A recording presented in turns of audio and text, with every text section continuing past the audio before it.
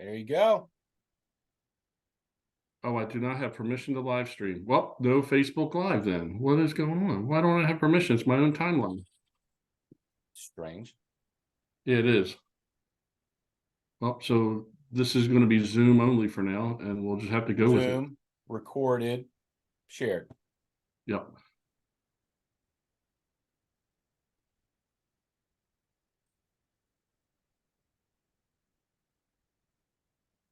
You see my slideshow? I do not yet. Okay. So then I need share. And then I'll be up and running.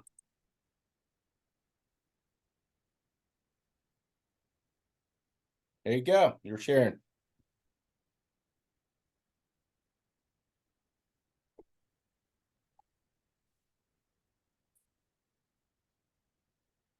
All right, for those of us that are joining, it's 12 o'clock noon now. We're going to give everybody 1 or 2 minutes to get in, and then we'll start this training seminar between myself, Michael Glaubitz, and Jeffrey Halbert.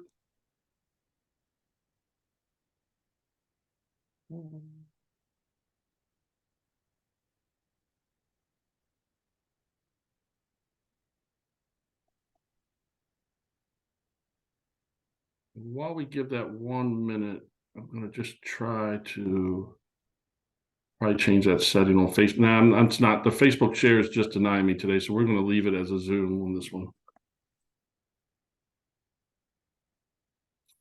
Sounds good.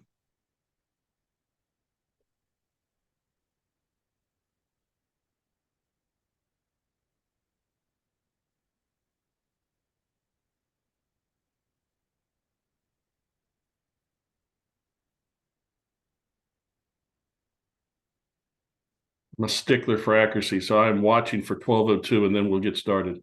Got it. All right, it's 12:02.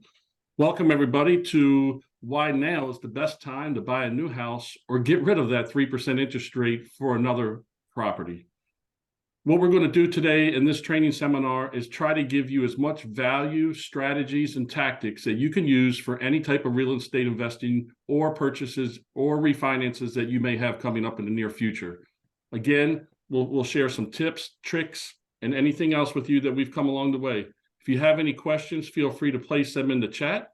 And to answer the common Zoom question, yes, this will be recorded. And we're going to go ahead and get started now. The outline we're going to cover are real estate values, different reasons to buy real estate or invest in real estate properties in addition to your primary house. We're going to talk about interest rates and those history of interest rates as well. Discuss briefly a little bit about the rent versus buy and how you can maybe turn some buys into rentals. Jeff's going to go over some of the first-time buyer programs he has, along with some investor options and first responder products for different loans. We'll cover should I stay or should I go? And then we'll have a conclusion, any questions, and we'll move on from there. Who are we?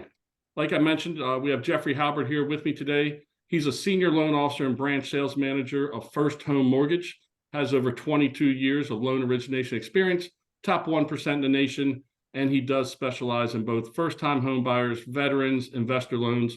He can pretty much cover it all. Welcome, Jeffrey. Thank you for joining us today. Thank you, Mike, for having me. I appreciate being here. Awesome. And myself, I go by Mike or Michael Glaubitz. I am your trusted real estate advisor and a realtor. I've been a real estate investor myself for over 27 years. I do have about 4 or 5 years as a licensed mortgage loan officer myself, and about the same amount of time prior to that and after as a licensed settlement agent doing both refinances and purchases. And just like every real estate investor, right, I also have a side job. So I have 25 years of active duty as a firefighter, and currently I'm a battalion chief with a few more months left to go. So enough about us. Now you know where we're coming from and what knowledge, history, and everything that we bring to the table. Going to try not to bore you with PowerPoint slides the entire time, but we are going to definitely use some in between everything. So I just want to kind of start off talking a little bit about house values and how they've always increased over any length of period of time, like 5 years, 10 years, 20 years. You will have some dips in those values in different markets and different neighborhoods and different properties. But basically, anytime you look at a 5, 10, 20, 30-year period, the values are going up. And that right there is one of the main reasons why you should always consider buying both a primary house, an investment property, or anything else, because the values always go up over time. Just looking right here, I know a lot of first-time home buyers are a little scared to get in to real estate, but if you bought your first-time home buyer house at $300,000, and I use a very conservative 3% value increase. Jeff's going to go in a little bit later on some more drilled down numbers on those value increases. But when I'm using a calculator just for quick math and to be very conservative, to take into consideration inflation and other factors, I'll use 3% value increase per year for 30 years. That place you buy right now for $300,000 is going to be worth $728,000. If you kept the same loan or refinanced and shortened your loan period over that time, that is cash money and value you have. And that initial investment to buy is probably about $10,000. So there's not many other places where you can invest as little as $10,000 and make that turn into $728,000. Again, if you're investing in multiple properties, just multiply that by 1, 2, 3, or 4 more times. And that can be retirement funds. It could be college funds for your children. It could be inheritance for your heirs, whatever you might want it to be, or just monthly cash flow. But it multiplies quickly and it is awesome. Real estate investing is definitely something that I've been doing, like I said, for 27 years, and I see the value in that for sure.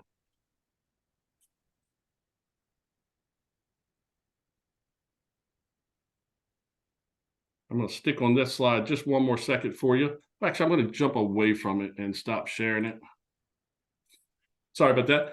So again, there's different reasons to invest. You probably want to get out of renting. Renting is just paying somebody else's mortgage, like I just showed on that slide. You know, you're paying off their debt for them, so their $300,000 house now turns into $728,000 for them.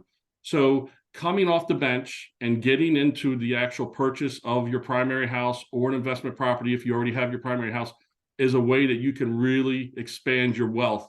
It's an addition to your portfolio on top of maybe your stocks and bonds and everything else. And it's a way that you can earn money tax-free sometimes. Again, consult your accountant on that one. But you can definitely do some strategies where you'll be able to get rid of those investment properties, upgrade those investment properties, and use some tax-deferred avenues that the government gives you and really turn that into some profitable investments. I am going to turn it over to Jeff now so he can talk a little bit more about how house values have gone up, interest rates have gone up as well, and up and down throughout the years, and he can take it from there. Sounds good, Mike. Thank you. So am I sharing my screen here? Yes, sir. Okay, so let's talk about the elephant in the room, rates right now. Right now, we're sitting right around 7.25% to 7.5%. That's what the interest rate is right this second. But what I wanted to do is pull back a little bit and show you the historical context of where rates are right now. And you can see this long history of where rates are. The high water mark here in 1981 was just below 20%. And our low water mark was as recently as 2021. We were below 3%. That's the good old days that everyone remembers so clearly because it just happened. But the median rate, if you look at this graph, is right here in the middle, right around 10%. And that would be the median of this chart right now. Do I think that we're going to 10%? Your guess is as good as mine, but I don't foresee it. I think that past 1990 right here is a little bit more of the normal modern market of where rates need to be for people to actually afford their mortgages and cars and things like that. So I think that we're probably right there. I think 5% will probably be neutral for us, but we're a little bit above that right now. So we're all waiting for rates to go down to 3% again. I just think that you're going to be waiting a long time. And I think that we're going to be a little bit above where neutral is. That's where rates should be. It's never really where there should be. They're either too high or too low. But I think 5% seems to be a neutral territory. And right now we're just above it. So everyone's sitting on the sidelines. So I get the question all the time, Jeff, what's going to happen with rates? Well, I don't know. I don't have a crystal ball. No one else does. If they say they have a crystal ball and know what rates are going to do, they would just be flat lying to you. So the only thing I can do, the best thing that I have in place of a crystal ball is, what does the federal government think that rates are going to be? Really, they're controlling the ship. And what they do is they get together every so often, every month, every other month, and they decide what the interest rate policy is going to be. And they control what they call the federal funds rate. And federal funds rate is not mortgage rates. No, it is not. But everything kind of follows that. And what they're saying is they got 12 different members and they all vote on where they think rates are going to be in the near future. And they do this, what they call dot plot. And the latest dot plot from the meeting last week showed that right here, we're at 7.25. Well, everyone predicted by the end of the year, we would probably be a little higher. That just came out last week. So we're not even really at 7.25. We've kind of come up a little bit since then because they're all trying to follow this dot plot. Mortgage rates are always trying to be where the government thinks they're going to be. So right there, we're right there. And right now, let's just say rates are 7.25 and this Fed fund rates are right here at that 5.25, 5.5. Well, over the next 3 years, here's what they're forecasting. Next year, they forecast that rates will be lower because it's going to pivot here soon. There's not a lot of room here for rates to go up, except this one jerk who voted higher next year. I don't know who that is, but for the most part, it's a consensus. And they're thinking rates are going to be about 1% lower. And then in 2025, they're all thinking they're going to be a little bit lower. This is their forecast. And then in 3 years, they're all kind of settling right here in this 2.5% range. So this, to me, if rates are here at 7.25% of where Fed fund rates are now, and they're predicting rates to be in this range right here, the Fed fund range to be at 2.5, that's equivalent to about a 4.25 rate. So just for simplicity's sake, I'm forecasting, or the government's forecasting, that rates are going to hit their high water mark soon. And in 3 years, we're going to come down about 3%. We all hope this is true. The government, it's hardly ever right, but when you're asking for a crystal ball, that's the best I got to give you. So everyone feeling like we're in the high end of where we're going to be, and there's room to come down. Next slide is, this goes back to what Mike was saying about appreciation. So this is what the average appreciation across the United States. And since sorry, I have to go back one more. So ever since 1942, I guess, is where it is. Anyways, hold on, I got to go back. Sorry, Mike. No worries. I lost my sheet here. Boom. You there? I'm here. You're still, it's just your head right now, but if you want to share your screen, you can rewind us, or I can pull them up on my end. Nah, I got it. Sorry about that. Yeah, it went back to, the first chart was the map of the US, and that was tracking since 1991. So that was over 30 years. Yeah, 1991. Okay, Yep. gotcha. And So again, I'm going to while share you're looking screen. at that, I'm pretty sure it was Share about screen again, and I'm Yep. back in business. Here you go. Since 1991, I couldn't see the 1991, so I started fooling and I around can't with it. see the share screen right now. No, share. Here we go. Here it comes. There we go. All right, so since 1991, here's the appreciation across the United States since 1991. All that's great and dandy out in Washington and Oregon and Idaho, but we don't live there. We live in Maryland, DC area. So since 1991, the average appreciation in the state of Maryland is up 230%. And in DC, it's 529%. Wow. Okay. But I have to argue that there's a lot of Maryland out in the Eastern Shore and maybe Western Maryland, Garrett County and all that. That's all a part of these averages right here. I would think that Calvert County, PG County, Montgomery County, Charles County, that's all a part of the DC hub on HUD's radar. So I have a feeling that in our little area around DC, we're closer to that 529. I would say split the difference really. So that's the amount. Now why are things appreciating all the time is what you said. It's simply a supply and demand issue. There's not enough houses out there to accommodate the forming housing formations. So there's 2 million new families every year. There's only 1.4 million, 140 million new houses, so there's just not enough houses out there for the different families. So the supply demand pressure is always going to make housing go up. You know what I mean? So, here's what it looks like since 1942. Look at all the green on here. Since 1942, there's only been like a couple spots where prices actually gone down. And most people remember that 2007 to 2011 time. Now, that was a unique time because back then, lenders were giving loans to people that had a social security number and they could fog up a mirror. And there was no checking for income. There's no checking for assets. They didn't even care if they had a job. So when all those foreclosures hit the market, you had a glut of inventory, okay, hitting the market. And the people that lost those houses, they weren't buying houses right away. They had a foreclosure. They couldn't buy. They had to go rent. So you had a lot of housing inventory, a unique time, and that's why it went down. It just happened in 2007. But if you go back to 1942, I don't see a lot of red on there. And I don't foresee it going up to red anytime soon because of that supply demand issue that I was talking about. Even the last few years, we've had quite a run here. Now, do I think it's going to continue at 10 to 19% a year? No, but it's going to continue to climb, just like Mike said. So that is the precedence of why we're buying now and not waiting for rates to come down 3 years from now. So I put together a little chart of what it costs you to wait. And if we have real-time appreciation, even though those averages that I just told you in Maryland, the appreciation is really 7.2% a year in Maryland. But I'm going to go real time. I got this from Zillow the other day, and it said that real time we're on average or on pace to appreciate about 4.39%. Okay, so let's just use that, and let's just say that we have a $500,000 house that's on the market today. Well, and that rate of appreciation, that house next year, this time next year, is going to be $21,950 more expensive. In 2 years from now, it's going to be $44,863 more expensive. And 3 years from now, that house that you could buy today at $500 is now costing you $568,782.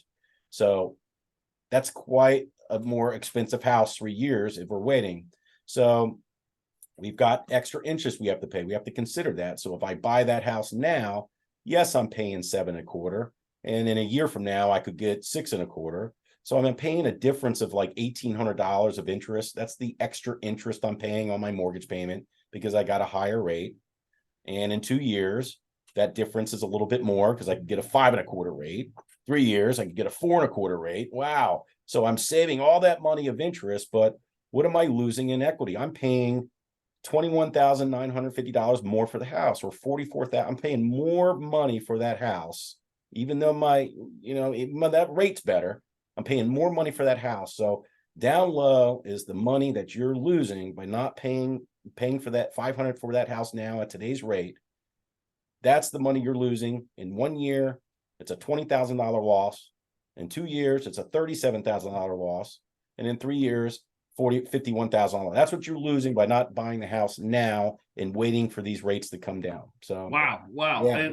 And so it truly is the cost of waiting. Why not buy the house now at 7.25%? And if rates come down, you refinance it, right? I would be yes. And then refinancing, as the famous words is, you date the rate and you marry the house. You know what I mean? So that rate at 7.25%, we're not going to have that rate forever. When those rates come down, we're going to find a inexpensive opportunity to rate term refinance that loan to the lower rate.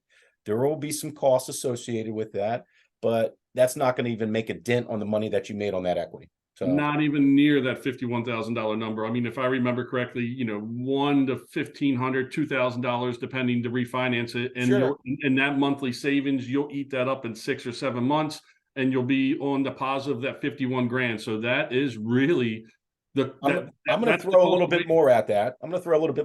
So when we refinance you in 3 years, so you have this house, you have this equity, we've refinanced you, you're saving $300 or $400 a month. Everything is beautiful. I invite you to take that $400 a month, instead of just put it in your pocket and going out to dinner I say continue to pay what you're used to paying. And if you pay that extra $400 a month toward your mortgage, you pay that thing off 7 to 8 years faster. Now we're saving hundreds of $1,000s. So hundreds. So anyways, it's what I've done with almost every or every primary house or investment property I've had since the 90s. Again, my first rate was probably 7.5% in about 96-ish, and refinanced that a few times. Went ahead and took some cash out of that, bought rental house number one with that money, and just did the same thing and the same playbook over and over. Use some of that equity for my next primary house to move into, then use that equity to buy another investment property, and the rates got up to 8. I don't let the rates dictate my game plan and my actions. I just change my game plan around those rates, because if you sit there and wait, you're not in the game. Yeah. you're just spinning your wheels and you're not earning any of that equity. Which And I can tell you that when you're on the sideline, everyone else is on the sideline. When those rates come down, you think you're going to have an inventory problem now. Wait till everyone comes off the sideline because the rates are lower. You know what I mean? Yeah. I want to be in that game. That's going to be the perfect time to maybe turn that property you buy now into that rental, because they can't find houses to buy with the rates down low. And if the rates go up, what do you look like? A rock star. Because just because that chart says it's a crystal ball, there could be a worldwide event, a local event in the USA. Different things change those rates sometimes. And if that 7.25 in 2 or 3 years is now 8.25 or 9.25, you'll love yourself. You look like a genius by grabbing that 7.25. Never try to time the market with rates. Nope, Never. Nope. And again, you got to buy. So speaking of rental and turning one of those into a rental, I'm going to go back into sharing my screen a little bit and kind of talking about the rent versus buy scenario. I have so many people I run across. They're young, like we all were at one point in time, 23, 24, 25. They could be new first responders that I run into all the time. Or, I have college age children myself, and they're getting out of school and like, oh, I'm just going to rent for a little while.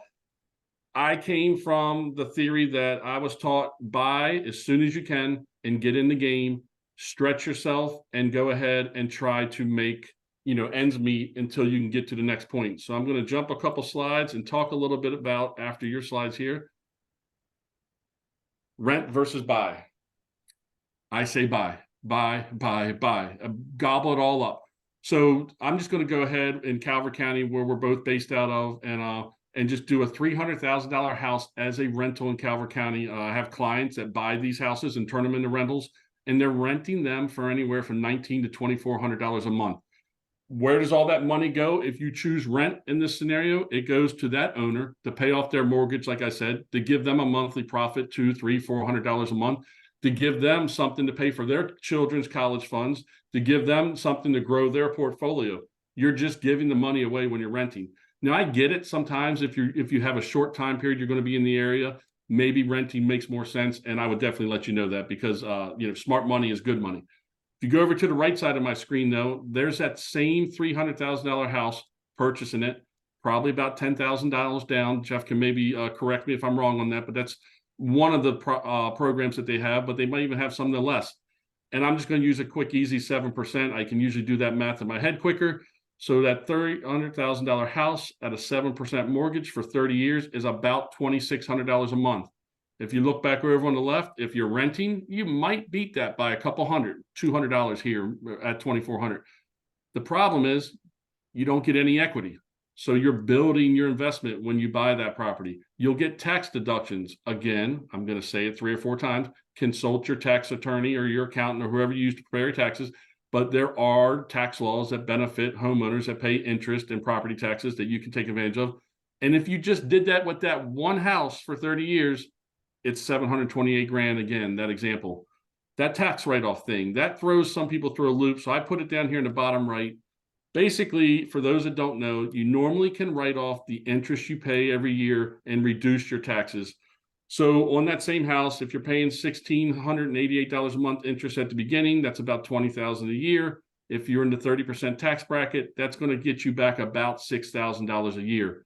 So what I like to tell new home buyers, and what I did myself, again, like Jeff mentioned, you can either pay that extra mortgage payment down or put it in the bank and use that, because $6,000 equally about 12 months is $500 a month. Now that $2,600 mortgage I have above feels like 21. So you might actually be cheaper than renting to buy that place. And again, rent it, hold on to it, rent it, sell it for a profit in 3 years, about 50 some grand, it looks like was the cost of waiting screen, and then move forward. Because if you're not moving forward, you're not going anywhere. And with that, I always say rent versus buy, unless it's going to be, 1 or 2 years or something like that. If you're don't know where you're going to live yet, don't know where your job is, then rental could be it. Or buy something, live in it yourself for a year and turn it into a rental right after that. And we're going to go into some of those offerings Jeff has. Jeff, do you want me to just keep this, or you want to share? I can always change it up, and I'll look in the chat for any questions while we change up the screen share. I'll control it. So I'm going to just share mine. But it's a couple excellent points you made, Mike, and especially your real world experience is just going to be the navigating force in that whole thing, because that's key when people want to get in this market and start buying properties as investments. Knowing that you've done it before over and over and over again successfully, that's going to help. So either way, you see my screen there? Yeah, I can see it again. There's Okay. definitely some trials and errors with that. I remember my first rental property, the first check bounced, and when I called the tenants, they threatened to come beat me up because I was asking for my money. So it's not all cake and ice cream for sure. Well, that's why your experience will help. All right, so we're just going to cover on a couple of people buying their house for the first time. How do we do it? We need some money. We need some help. So we got some in-house offerings to offer. We got our Dream program. This is simply just a grant for $3,000 for buyers that are in the 80% or lower of the area median income. The AMI. AMI is such a big deal in lending right now. And what it refers to is the area median income.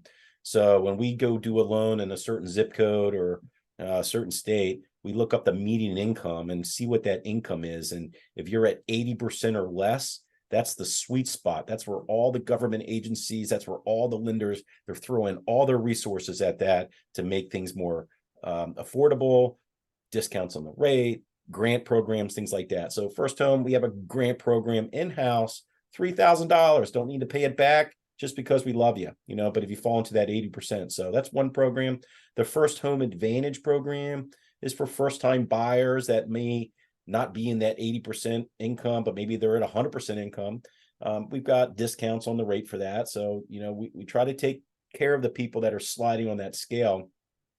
We got a First Home Heroes program, and that is for our first responders, nurses, police officers, firefighters, all the people in the community that we appreciate. What we do is we waive all their lender fees. So why not, right? That's the least we could do. So that's a nice program for our heroes. Equity Booster program is just a little program we have where you have a house that's sitting with a lot of equity, want to buy your new house, but all the money that you have for the new house is tied up in the old house. We've got a little bridge loan that gets you from one to the other. I'm not going to go into all the details. It's quite complicated, but we got a program. So there's a couple in-house offerings we have. Most of them, a couple of them catered to first-time buyers. The First Home Heroes program, you don't need to be a first-time buyer, and you don't need to be in that 80% of median income like I just spoke about. That's for anyone, your occupation gets you waive of lender fees. Pretty cool. So, and then the program that we do a lot of, actually we do more than anyone else in the entire state of Maryland, is we do the Maryland Mortgage Program. And this helps out with down payment assistance. They have different amounts of assistance they provide. This Advantage program on the left side is for first-time buyers, or if you haven't owned for 3 years, you would qualify. Veterans are exempt from the actual first-time home buyer. You just can't own another house at the time. So there's different amounts of assistance they provide for down payment, and each one's attached to a different rate. That's available online if you want to keep track of the rates. The First Time Direct is a program where if you're a first-time buyer and you don't need the assistance, you can get a below market rate, below anything you're going to get on the open market. So we can take care of our first-time buyers with a low rate if they don't need the money. And this Maryland Mortgage Program also has a lot of special programs. Montgomery County now has a special program. You're looking there that's given up to $25,000 for down payment. These additional programs, sometimes they come, sometimes they go. So it's just a matter of timing. They have a Smart Buy program where they'll pay up to $20,000 of student debt off, which is pretty cool. Home Start is for really low income borrowers. They can get a little bit more assistance. Home Mobility for disabled people, they give up to 25% of the price for a down payment, which is pretty cool.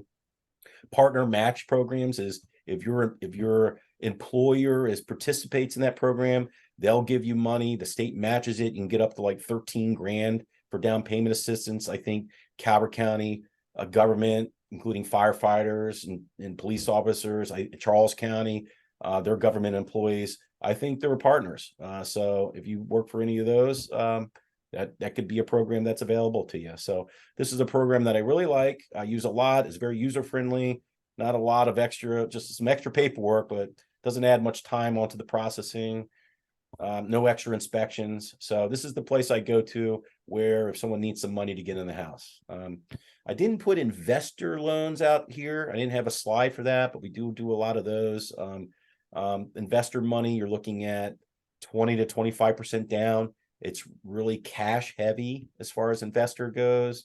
You need reserves, meaning that once you put your money into the house and pay your closing costs, they need about 6 months of payments in the bank left over for a rainy day. That's called reserves. It's required for investment properties. So it's cash heavy. But as far as the qualifying goes, we're leaning on the potential income of the property to help offset what your new mortgage payment is going to be. So that's going to help you qualify. So if you can pay all your debts now and you're fine, buying this rental property shouldn't be a qualifying matter if the expected rent's going to cover that mortgage payment. So just something to look at.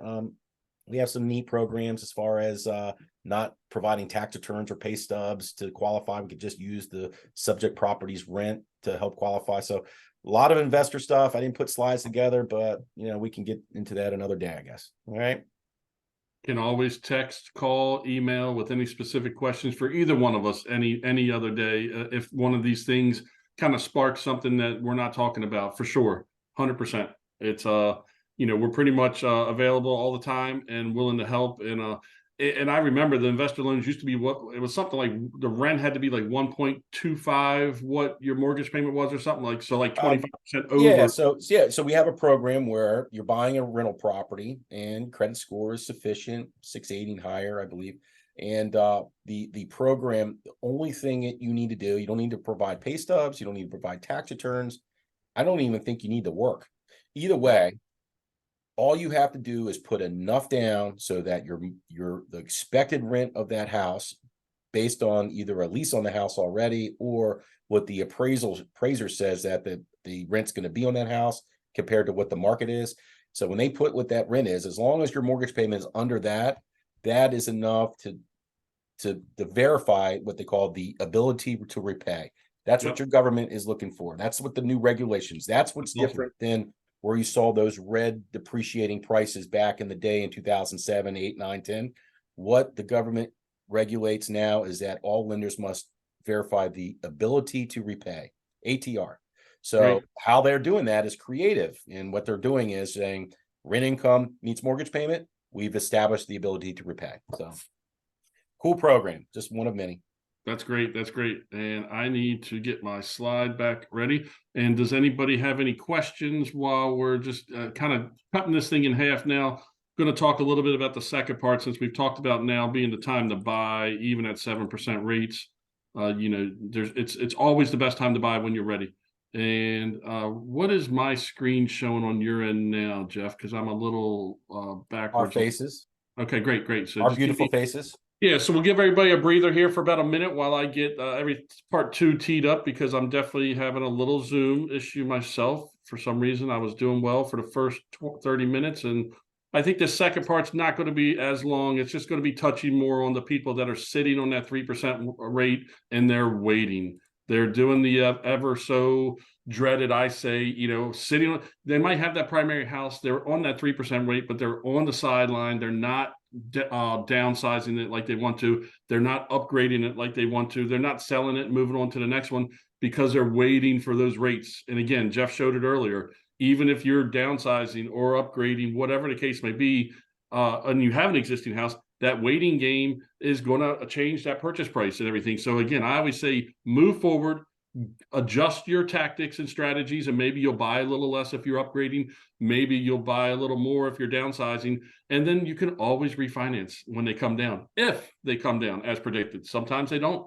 And sometimes that 3 years is 5 years. So now you've waited 5 years. So waiting for rates is the thing I probably dislike some of the most. There's nothing in that government forecast that showed rates are going to be higher than where they are at this point in time. So that's also good news. But yeah, we can't control what happens for sure. No.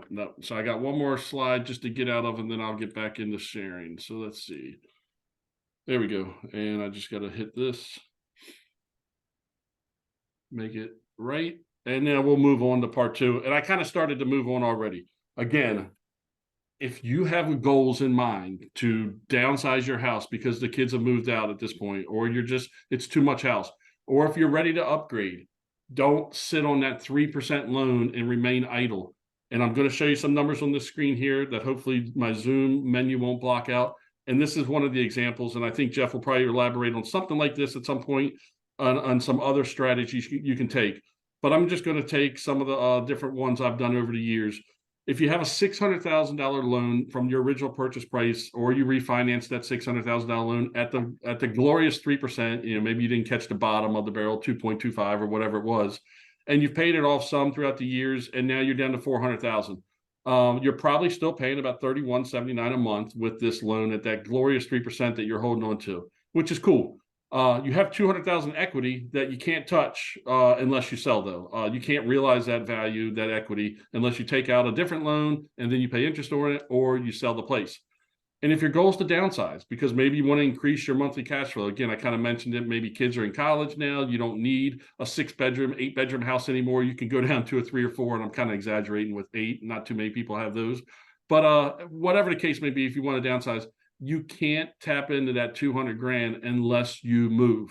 So if you don't know, consult a tax advisor as always. But if this is your primary residence and you sell it, and even if it's profit in there, you won't have any tax due. So then you can sell that property. You'll have that 200,000 in your hand. It won't cost you interest like a home equity line of credit would cost you, anything like that. And you might purchase that replacement property for like 500,000 maybe. So again, it's a little bit lower, a little bit smaller. Maybe you're trying to increase your monthly cash flow.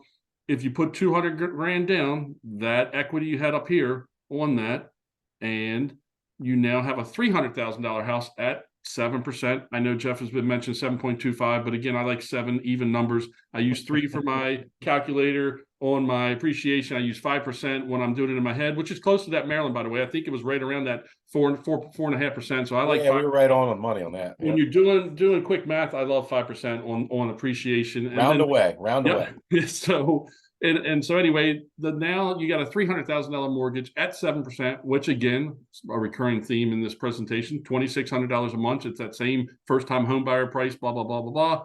It's about $579 less per month, $7,200 extra per year. You just refinance when the rates come down, if the rates come down.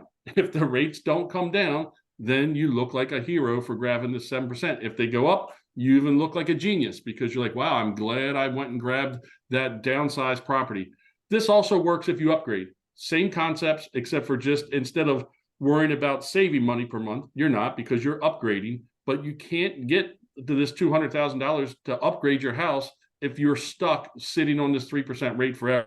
So I don't like rates. I don't rate watch. The rates are what they are. I adjust my plans, my strategies based on what I want to do and what I want to accomplish. My favorite thing when I was doing loans is people were waiting to refinance and they would see a good number, but just in their head, they wanted to wait for it to get to 6% instead of 6.25, and then it would go away. And next thing you know, it went up to 6.5. And favorite saying is pigs get fat and hogs go to slaughter. So, get fat, move forward, do what you want to accomplish, and stop waiting for something that may or may not come. Exactly. I'm going to stop sharing and go back to Jeff so he can tee up because he's got some other examples here. Just got to get my Zoom and me on this one. Yeah, I like what you said. You're a hero either way. Either you timed the market beautifully and you bought this house, and later on rates continue to go up and you got it when you could, and you got a lower rate than what you would have 3 years from now, but you still got the equity, and now you have a lower rate than what the market is at the time.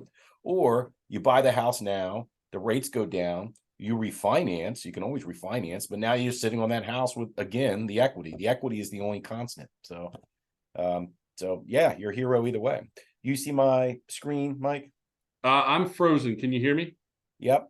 Okay, so my Zoom is frozen, so I'm going to go with what you say, and and I'm going to probably bop out and bop back in while you continue. Okay.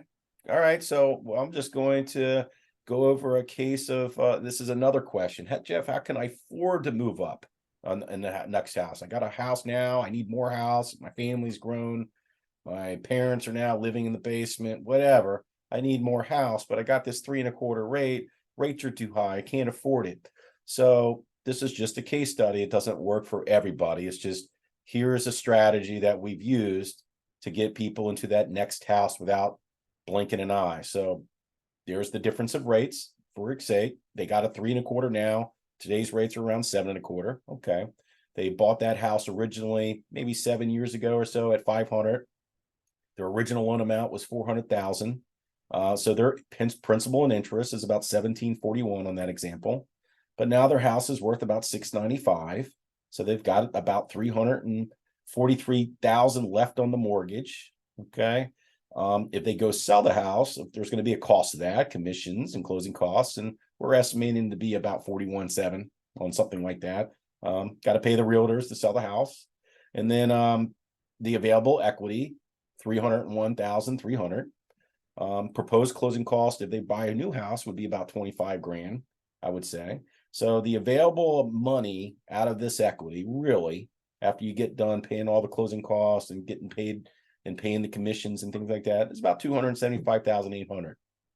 And now they want to buy this new house at 850. So what we're going to do is, we're going to, in the old world, we just take all that money for the down payment and stick it down on the new house. And that's going to leave them with a principal and interest payment with the current rate at 3,917. So they would be really, if we just sold house and put it all down on new house, the difference in payment on principal and interest is about 2,176.